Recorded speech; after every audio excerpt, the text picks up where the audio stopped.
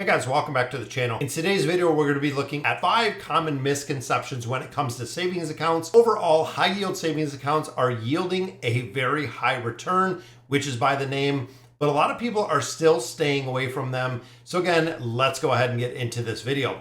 So comment number 1, big banks have the best rates. This is not true, guys. According to the FDIC, bank rates are on average a 0.39%, which is crazy. When you look at Bank of America, when you look at JP Morgan Chase, they're offering a 0.01 on savings accounts, which if you look at $35,000 in a savings account, you're getting $100. That is right, guys. They are making an incredible amount of money on your money to lend it out to other individuals. You need to be taking advantage of the high yield savings accounts. Now consider comparing this to rates with some of the high yield savings accounts. M1 Finance has a savings account which is 4.5%. That is right, guys, 4.5%. When you look at a 0.01 of your national banks, then you can compare it to a 4.5%. It's literally no comparison, guys. It's incredible to see. Now, another common misconception, number 2, is your money is not insured or only insured up to the $250,000. That is a very common misconception.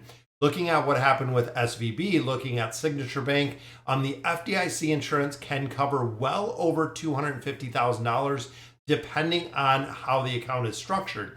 So while it's true the FDIC insures up to $250,000 per account, per depositor, per insured bank, and some platforms also utilize several different banks, which again can increase the coverage that you're getting from the FDIC. And that only comes into play if a bank fails. Now, on a similar note, credit unions do have NCUA insurance, which is structured the same, covers the same $250,000 of coverage.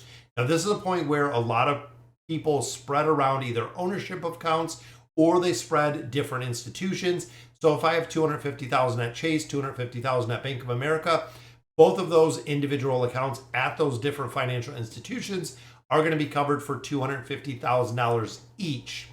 Now, savings accounts, common misconception number 3, savings accounts are limited to 6 transactions a month. Now, historically, this was true, which it is no longer. Historically, Regulation D, the federal government's Regulation D, really covered savings accounts that you could only make 6 withdrawals per month without being charged. As of April of 2020, this Regulation D has been gone. However, one thing to note, guys, is there are institutions that continue to charge Regulation D fees, and that is up to the individual financial institution. So some banks, some credit unions are still charging you to actually transfer money from a savings account to a checking account. If you're doing it more than 6 times a month, there can be a fee, or the institution itself might have its own transfer fee within its institution itself. Now, the 4th misconception is all savings accounts are the same. That is right, guys. Different banks, different fees, different structures, different features, different rates. When you start getting into the high yield savings accounts, again, looking at M1, looking at Capital One, looking at a lot of online banking platforms, even though it is online, they have a lot of different tools, a lot of different features, and also a much, much higher rate of return than what we're seeing again on those national banks. Even that 4.5% is far superior than a majority of places are paying for short-term, even mid-term CDs. It's kind of crazy that savings rates have made this much of a comeback, but I am happy to see it. Now, the final one, guys, the 5th misconception is savings account returns are not as high as the stock market. This is really, in my opinion, comparing kind of apples to oranges in this case. When you look at a savings account, which is covered by the FDIC, which is liquid, it is a little bit different than the stock market. And of course, the stock market is where you should be investing a majority of your money. But when it comes to, your emergency fund, when it comes to your 3 to 6 months of emergency savings, keep it liquid, keep it in a savings account, keep it in a high yield savings account.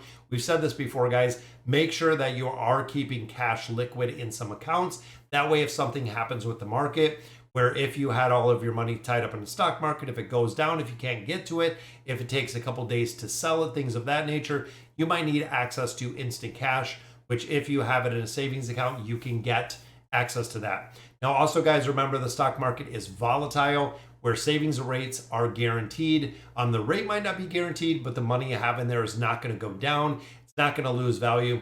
The one-year return on the S&P 500 as of this week was negative 5.39%, which again, looking at 2022 and how much of a difficult year it was, savings accounts would have yielded you a lot more money if you did happen to pull your money out of the market, because I believe the total overall for the return on 2022 was about negative 22%, which means, again, if you had the money in a savings account, you would have grown the balances in there. You wouldn't have lost as much money, but timing the market is theoretically almost impossible to know when to buy and sell and things of that nature. So guys, you can hop online, check out some of the high yield savings calculators. Also knowing when they compound the interest is big, guys. If they're paying dividends or paying interest every month, is it every 3 months, similar to a CD? The compounding factor in there, depending on the balances, are going to be huge. All right, guys, so that'll do it for today's video. Let me know in the comments what you guys think. And as always, thank you guys for watching.